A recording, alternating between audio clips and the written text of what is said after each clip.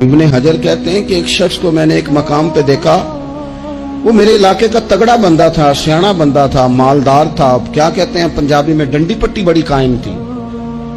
بڑا اس کا دبدبا تنتنا تھا، لیکن میں نے اسے طبیب کی دکان پر لیٹے ہوئے دیکھا تو اس کے وجود سے پیپ نکلتی تھی۔ میں نے اسے کہا یار تیرے نام سے تو لوگ خوف زدہ رہتے تھے، تیرا نام لے کے تو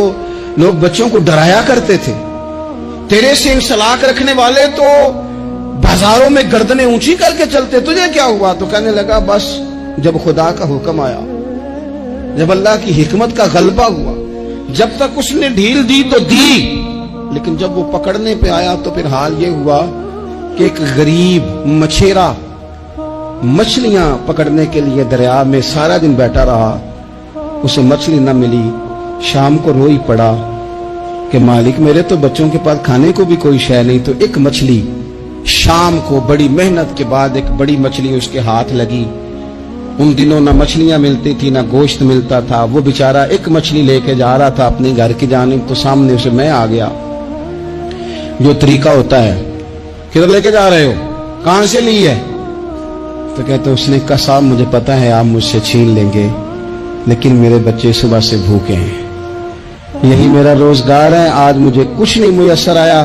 میں نے اس مچھلی کو لیا ہے، مجھے تو بیچنے کو بھی کچھ نہیں ملا، پتہ نہیں مجھے پکانی کس طرح ہے، تو یہ ایک مچھلی میرے بچوں کی خوراک بنے گی،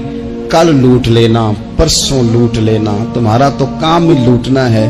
چلو کچھ دن کے لیے ہاتھ روک لو۔ کہتے ہیں اس نے جب یہ کہا تو میں نے ایک تھپڑ مارا اور اس آدمی سے مچھلی چھین کر میں نے اسے پکڑ کے گھر لا رہا تھا، میں اس مچھلی نے، حالانکہ مچھلیاں کاٹا نہیں کرتی،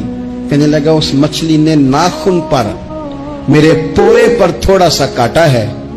اور میں نے کہا کوئی بات نہیں، مچھلی ذرا بڑی تھی، اس نے کاٹ لیا، میں نے تھوڑی سی پٹی باندھی اور گھر والوں کو کہا مچھلی پکا دیں، انہوں نے پکائی، کھائی، کچھ پتہ ہی نہیں تھا،